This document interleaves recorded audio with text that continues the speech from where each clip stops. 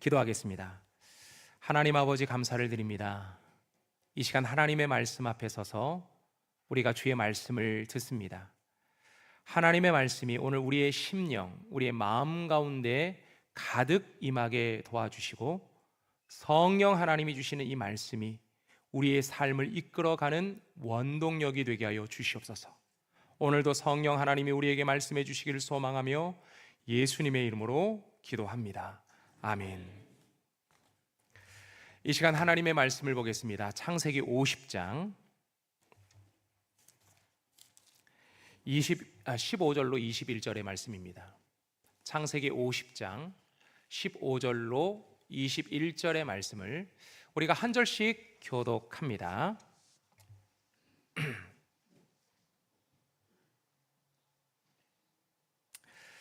요셉의 형제들이 그들의 아버지가 죽었음을 보고 말하되, 요셉이 혹시 우리를 미워하여 우리가 그에게 행한 모든 악을 다 갚지나 아니할까 하고, 요셉에게 말을 전하여 이르되 당신의 아버지가 돌아가기 전에 명령하여 이르시기를, 너희는 이같이 요셉에게 이르라. 내 형들이 내게 악을 행하였을지라도 이제 바라건대 그들의 허물과 죄를 용서하라 하셨나니, 당신의 아버지의 하나님의 종들인 우리 죄를 이제 용서하소서 하매, 요셉이 그들이 그에게 하는 말을 들을 때에 울었더라.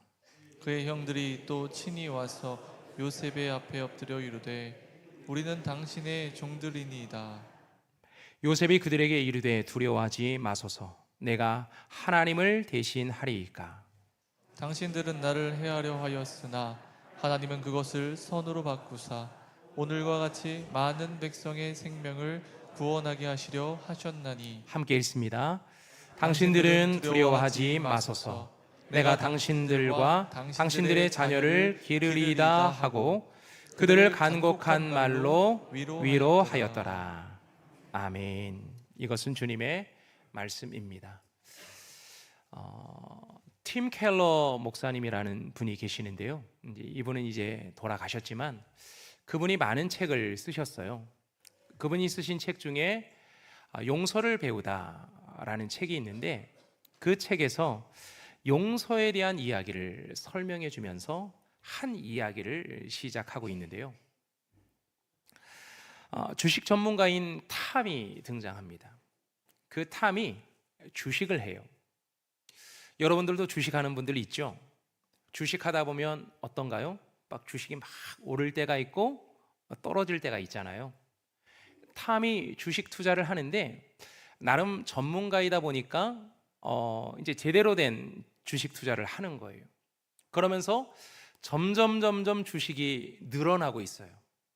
그러니까 돈이 보이기 시작하는 거죠.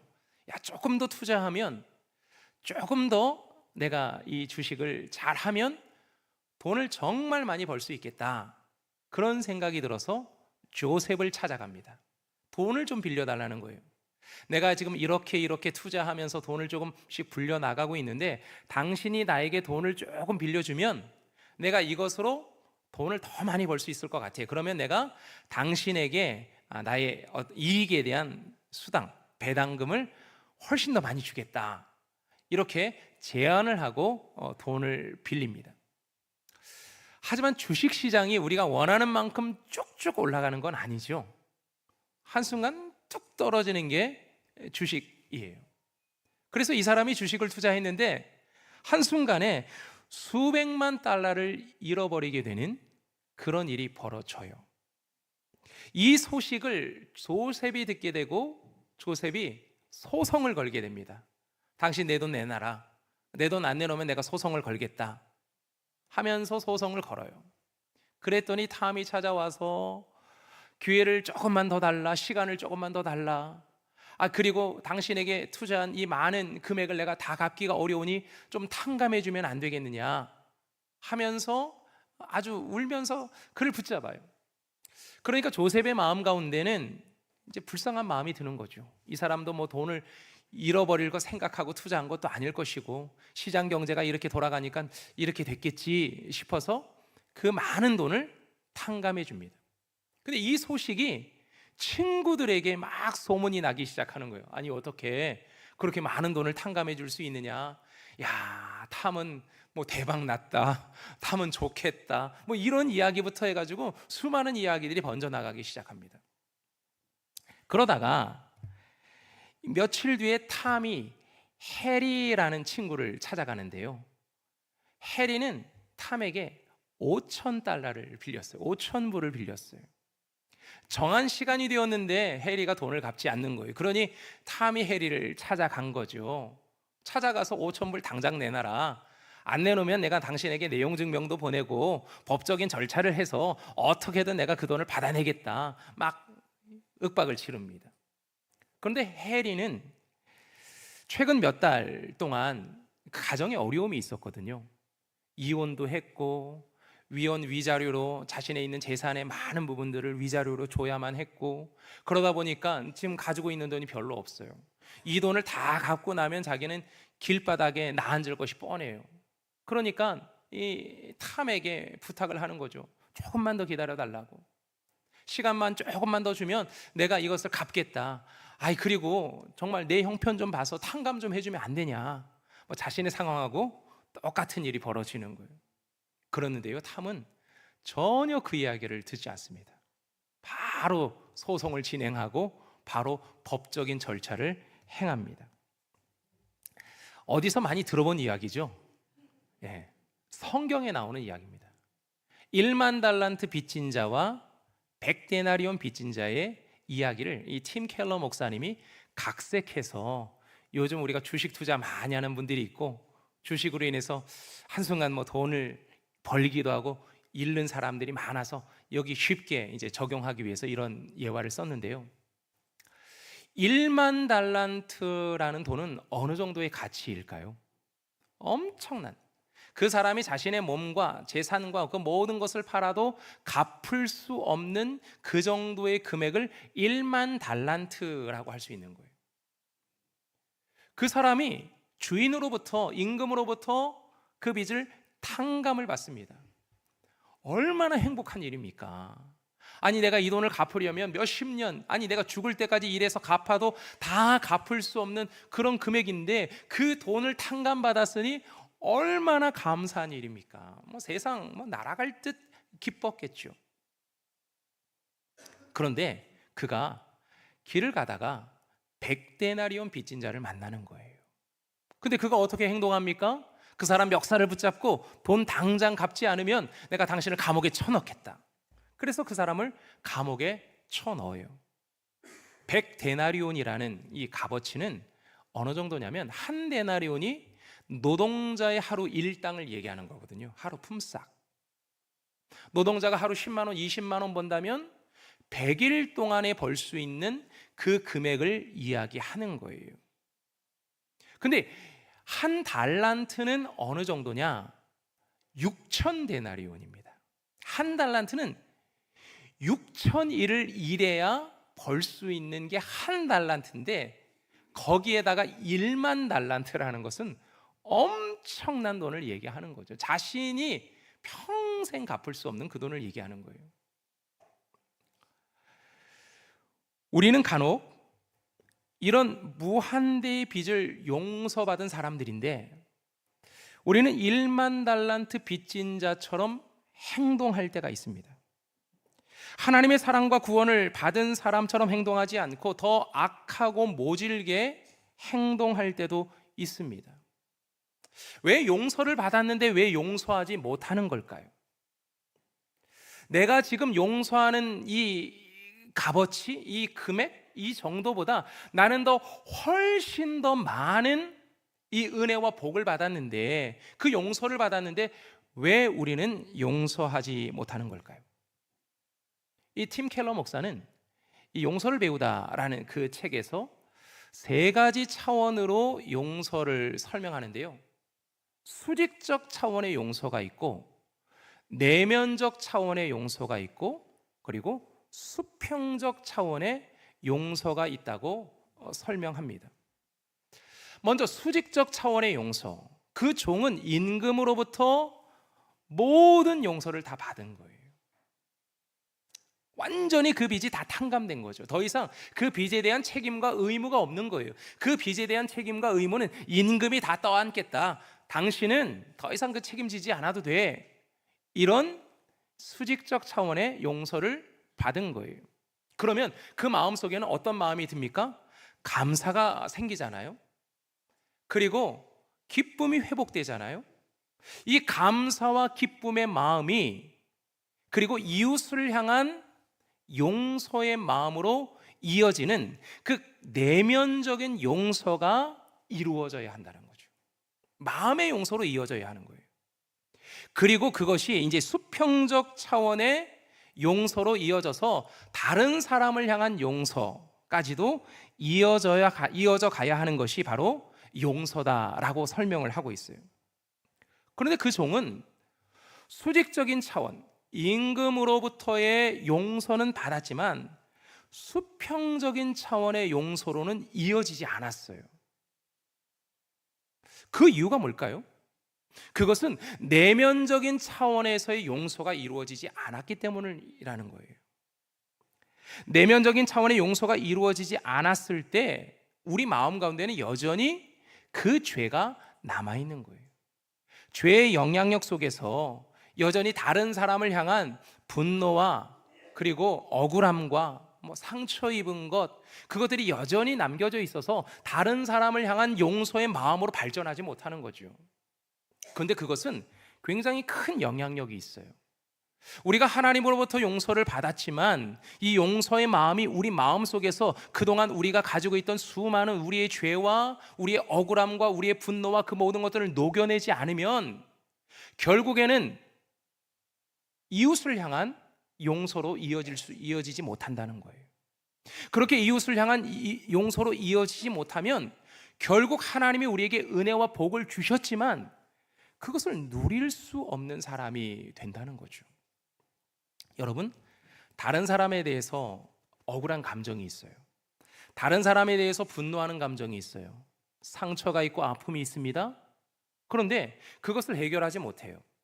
해결하지 못하면 정작 하나님이 주시는 은혜와 평강도 누리지 못하고 살아가는 거예요. 결국에 하나님의 용서도 받지 못한 사람처럼 우리는 살아갈 수밖에 없다는 거죠.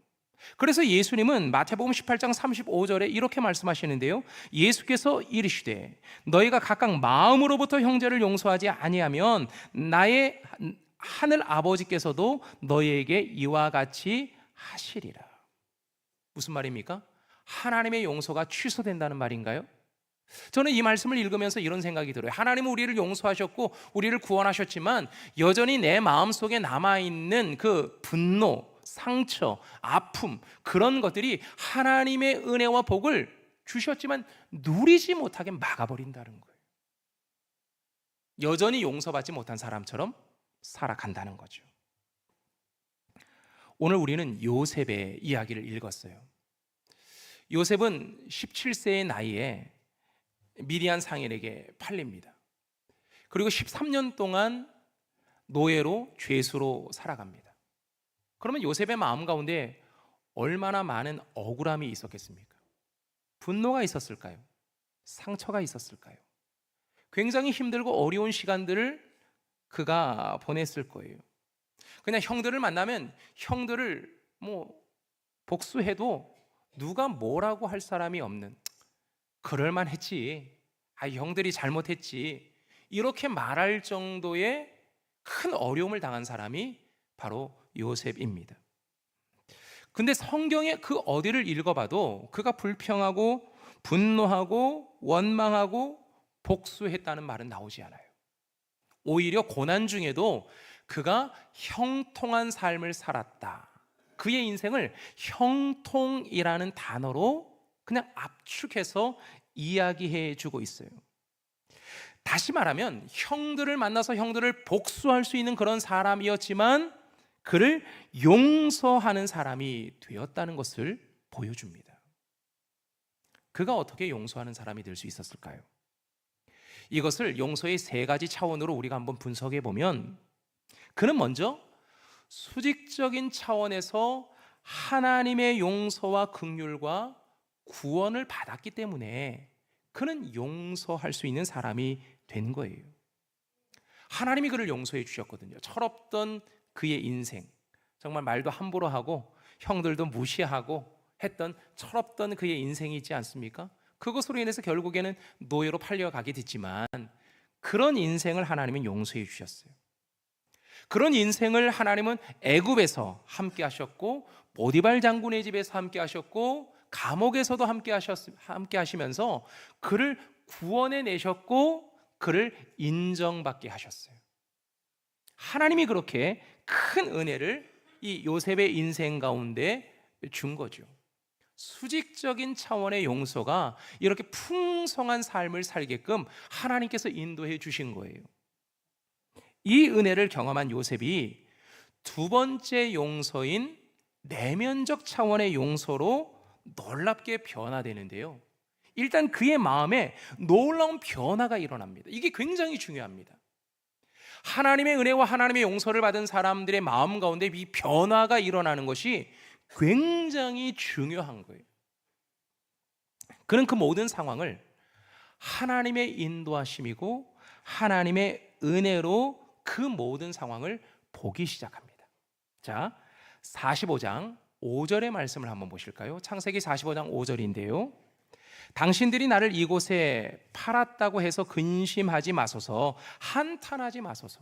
사실 이 근심과 한탄은 요셉의 것 아닙니까? 그런데 지금 형들이 이제 요셉을 만난 이후에 근심과 한탄이 나오는 거죠. 나를 이곳에 팔았다고 해서 근심하지 마소서, 한탄하지 마소서. 하나님이 생명을 구원하시려고 나를 당신들보다 먼저 보내셨나이다. 지금 내가 이곳에 있는 것은 형들이 나를 팔았다고 해서 내가 이곳에 있는 것이 아니라 하나님의 인도하심이었다. 자신의 상황을 그렇게 보기 시작한 거예요. 45장 8절의 말씀도 동일한 말씀입니다. 그런즉 나를 이리로 보낸 이는 당신들이 아니요 하나님이시라. 하나님이 나를 바로에게 아버지로 삼으시고 그 온 집의 주로 삼으시며 애굽 온 땅의 통치자로 삼으셨나이다.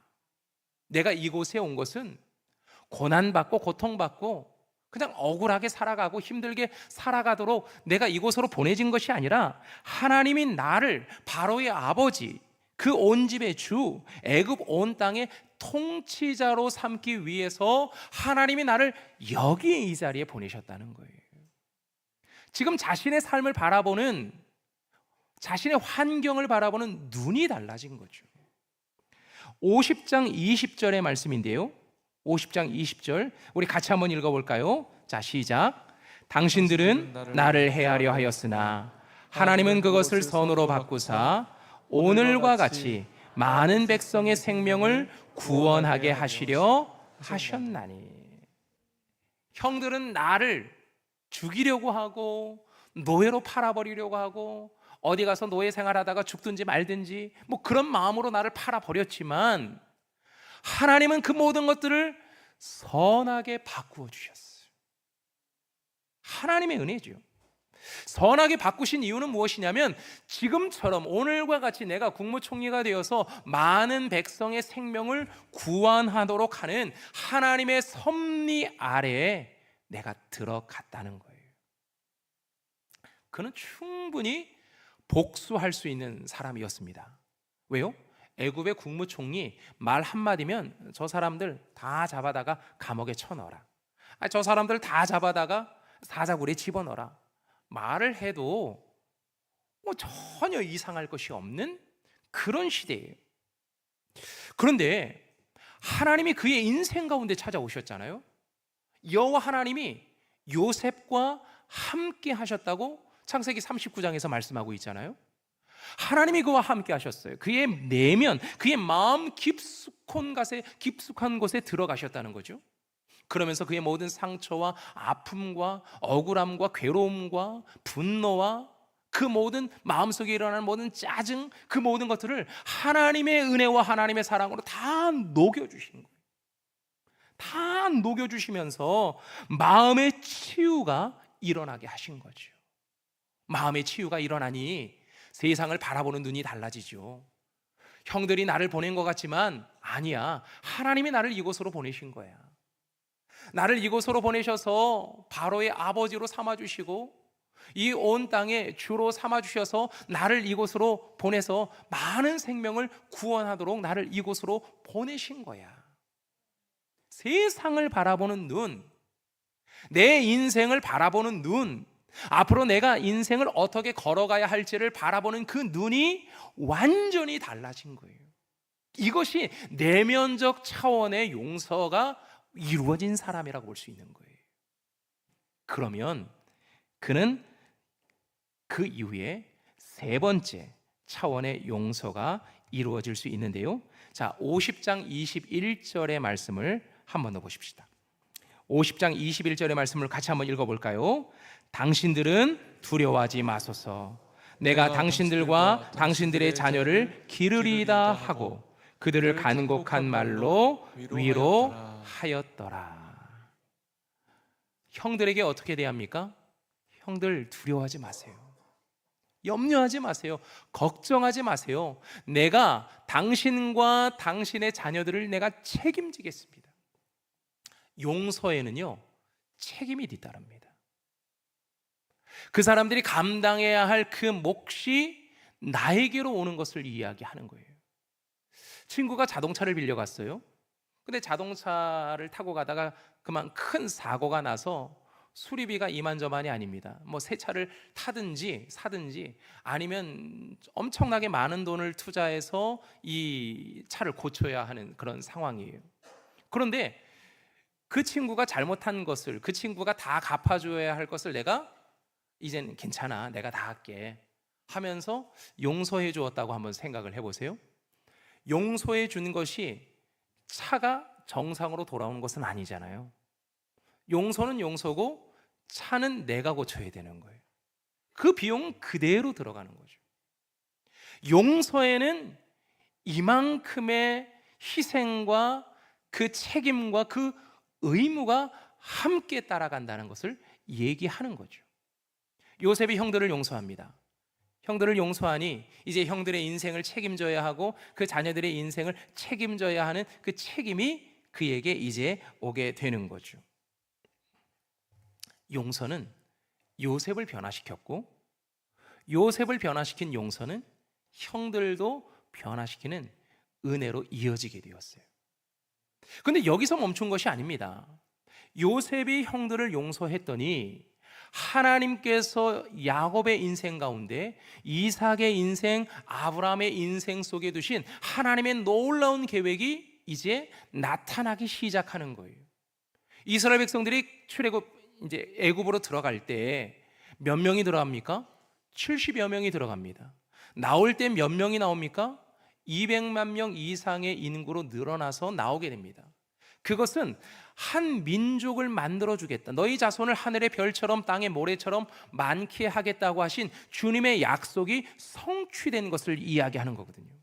다시 말하면 용서에는 하나님의 약속이 실현되는, 하나님의 약속이 보여지는 놀라운 능력이 있다는 거예요. 우리가 용서할 때 우리에게 주고자 하시는 하나님의 계획이 있고 하나님의 복이 있습니다. 그 복이 실천이 된다는 거죠. 그렇다면 우리는 먼저 확인해야 될 것이 내가 하나님으로부터 용서를 받았는가라는 거예요. 수직적인 차원의 용서가 우리 가운데 이루어졌느냐, 우리는 이것을 먼저 살펴보아야 합니다. 우리는 1만 달란트 빚진 사람처럼 수직적 차원의 용서를 경험한 사람들입니다. 하나님은 우리가 갚을 수 없는 우리의 죄를 용서하기 위해서 그 아들 예수 그리스도를 이 땅에 보내주셨어요. 그리고 그 죄의 값을 용서해 주시면서 그 죄의 값에 대한 책임과 의무를 예수 그리스도에게 넘기셨어요. 그리고 예수 그리스도가 십자가에서 죽으신 거죠.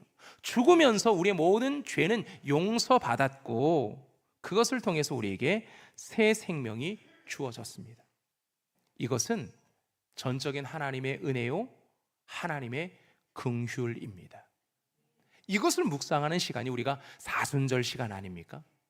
우리가 사순절을 보내는 이유, 예수 그리스도의 십자가를 묵상하기 위해서요. 내가 감당할 수 없는 이 죄의 값을 우리 하나님이 대신 갚아주셨는데 그 생명의 값이 얼마나 큰지를 확인하는 시간이 사순절의 시간이에요. 그것을 확인하면서 우리 내면에 놀라운 변화가 일어나기를 소망하는 시간이 바로 이 사순절의 시간인 거죠. 우리처럼 하나님의 은혜를 이렇게 많이 받은 사람이 어디 있습니까?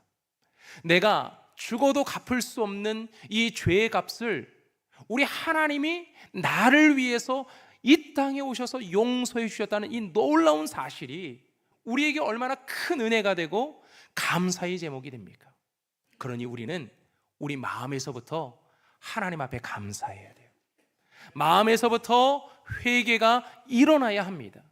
그래서 우리 마음에 주신 하나님의 평안과 하나님의 기쁨 안에 우리는 살아가야 하는 거예요. 이 내면적 차원의 놀라운 용서인 거죠. 그렇게 되면 우리는 세상을 바라보는 눈이 달라지는 거예요. 세상을 어떻게 바라보게 됩니까? 감사의 눈으로 바라보는 거죠. 하나님이 나에게 주신 것, 나의 상황, 지금 이 형편, 하나님이 나에게 주신 은혜로 바라보며 감사할 수 있습니다. 그리고 구원받은 사람들이 구원의 은혜와 감격을 잊지 않기 위해서 우리는 날마다 하나님의 은혜 앞에 회개하며 기도할 수 있는 거죠. 그리고 세상 가운데 주신 평안과 기쁨을 누리며 살아가게 됩니다. 이것이 하나님의 사랑을, 하나님의 용서를 경험한 우리들이 세상을 살아갈 때 나타나는 삶의 모습이에요. 하지만 우리는 어떤 마음을 가질 때가 있느냐? 눈에는 눈, 이에는 이. 내가 손해보는 것은 도저히 못 참아. 내가 되로 받았으니 내가 말로 내가 갚아줘야지. 그런 마음이 우리들 마음 가운데 있어요. 우리는 남이 잘 되면 이상하게 배가 아파요. 참 이상하죠. 남이 잘 되면 배가 아파. 특별히 원수가 잘 되면 알아 누워요. 그래야 돼, 그래야. 참 심보가 참 그래요. 그죠? 근데 주님이 우리에게 허락하신 그 하나님의 은혜와 평안과 기쁨을 맛보며 누리며 살아갈 수 있는 것은 이웃을 향한 용서로 이어졌을 때 그것이 가능하다는 거예요. 여러분, 가정 안에서 우리는 많은 상처를 받아요. 때로는 부모님에게 상처를 참 많이 받고 큽니다. 어렸을 때부터 학대를 받고 자란 자녀들도 있습니다. 부부간의 갈등이 우리에게 상처로 남을 때가 있어요. 형제들과의 어떤 관계 속에서 어려움을 겪기도 합니다. 그래서 우리는 늘 어려운 일을 만날 때마다 아버지 때문이라고, 엄마 때문이라고, 너 때문이라고 그렇게 이야기할 때가 많습니다. 이게 한 번으로 끝나는 게 아니라 다람쥐 쳇바퀴 돌듯이 어떤 문제가 생기면요, 그냥 밑에서 그냥 줄줄이 사탕으로 올라와요.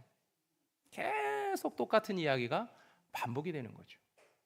근데 그것은요, 여전히 우리가 거기에서 자유함을 얻지 못한 거예요. 여전히 우리가 그곳에서 하나님이 주시는 평안과 기쁨을 얻지 못한 거예요. 여전히 그것이 억울하고, 그것이 화가 나고, 그것이 짜증나고, 그것이 힘들다 지금 이야기하는 거거든요.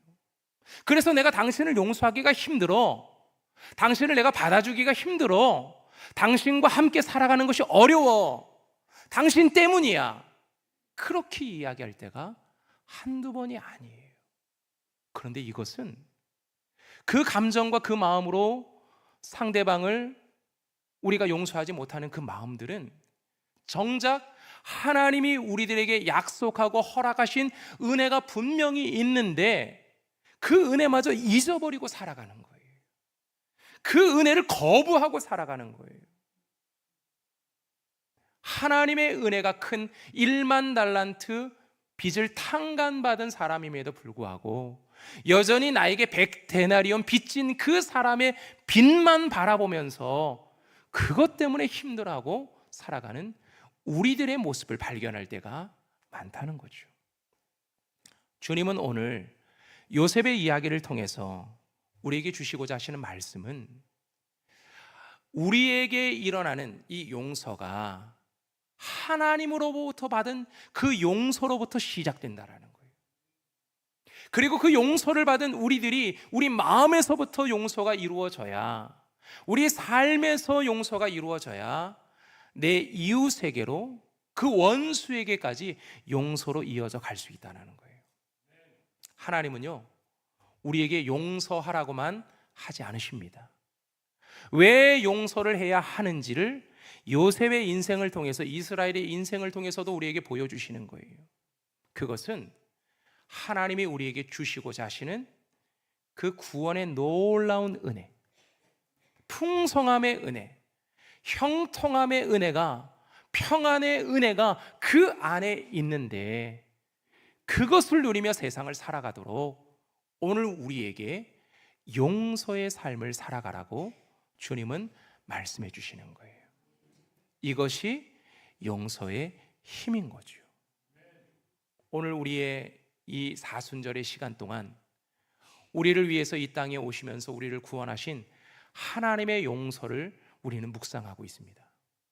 그 용서 앞에 세상을 향해서도 용서하며 살아갈 수 있는, 그래서 하나님의 은혜와 복을 누릴 수 있는 저와 여러분이 되기를 소망합니다. 이 시간 우리 함께 찬송하겠습니다. 찬송가 260장인데요, 이 시간 우리 함께 찬송하면서 하나님이 우리를 어떻게 바꾸어 주셨는지, 예수 그리스도의 십자가의 은혜가 우리를 어떻게, 우리 인생을 바꾸어 주시는지 함께 찬송하겠습니다.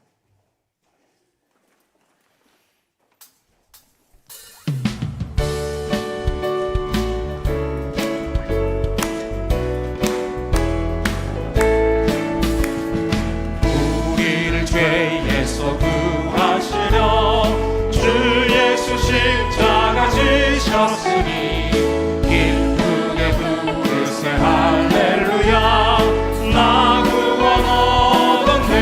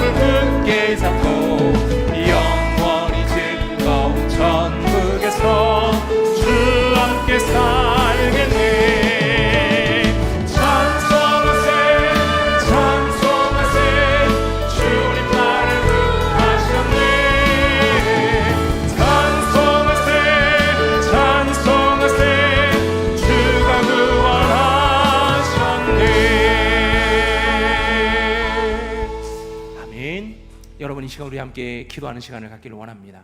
이 시간 기도할 때 우리는 엄청난 은혜를 받은 사람인데 여전히 우리 마음은 구원받지 못하고 용서받지 못한 채 살아가고 있는 것은 아닌가요?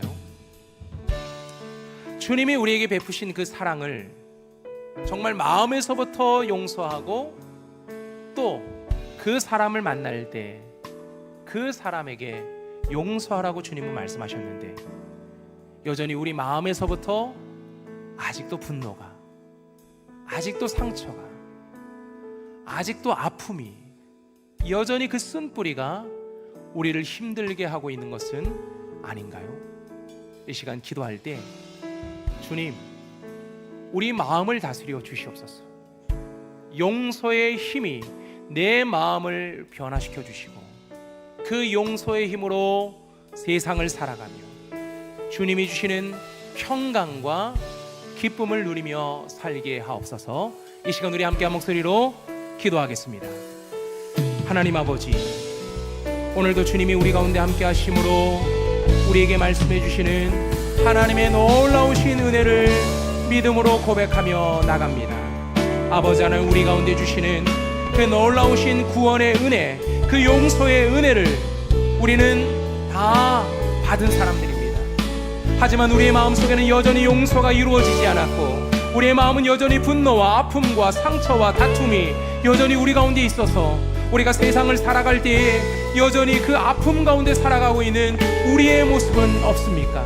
그래서 하나님이 주시는 평강과 하나님이 주시는 기쁨을 누리지 못하며 살아가고 있는 것은 아닙니까? 아버지 하나님, 우리를 긍휼히 여겨주셔서 주님의 은혜와 기쁨을 누리며 살아가도록 아버지 하나님이 도와주시고 우리 마음 가운데 주시는 주님의 기쁨, 주님의 평강, 주님의 은혜를 날마다 경험하며 나갈 수 있도록 아버지 하나님이 역사하여 주시옵소서. 아버지, 이 시간에 기도하는 모든 성도마다 그 가정마다 그들의 삶 속에 하나님의 용서가 이루어진 줄로 믿습니다. 그 은혜를 따라 살아가는, 그래서 하나님의 구원받은 백성으로 세상 가운데 그 구원의 삶을, 하나님의 나라가 시작됨을 날마다 경험하며 나아가기를 원하오니 주의 크신 권능으로 아버지 하나님 우리 가운데 더하여 주시옵소서. 하나님만을 예배하는 자가 되기를 원합니다. 하나님의 구원을 경험하는 자가 되기를 원합니다. 하나님의 인도하심을 경험하는 자가 되기를 원합니다. 아버지 하나님이여 함께하여 주시고 크신 권능으로 아버지 하나님 역사하여 주시옵소서. 주님의 은혜가, 주님의 용서가 우리 가운데 날마다 넘쳐나기를 원하오니 은혜를 베풀어 주시옵소서. 하나님 아버지, 우리가 하나님의 놀라우신 은혜를 받았지만 여전히 우리의 마음은 우리의 부모 때문이라고, 남편 때문이라고, 아내 때문이라고, 자녀 때문이라고 원망하며 불평하며 여전히 그 자리에 일어나지 못한 채 누워있는 그런 병든 삶을 살아가는 것은 아닙니까? 주님은 우리를 향해 네 자리를 들고 일어서라 말씀하셨는데 그렇게 일어선 그 38년 된 병자가 뛰고 다니며 새로운 삶을 누리게 된 것처럼 하나님은 우리에게도 그 약속을 허락해 주셨는데 우리는 여전히 누구 탓만 하며 살아가고 있는 것은 아닙니까? 하나님 불쌍히 여겨주시고 긍휼히 여겨주시고 주님이 주시는 용서의 힘으로 내 마음이 변화되고 그 용서의 힘으로 우리 이웃을 용서하고 주님이 주시는 은혜와 평강을 누리며 살게 하옵소서. 예수님의 이름으로 기도합니다. 아멘.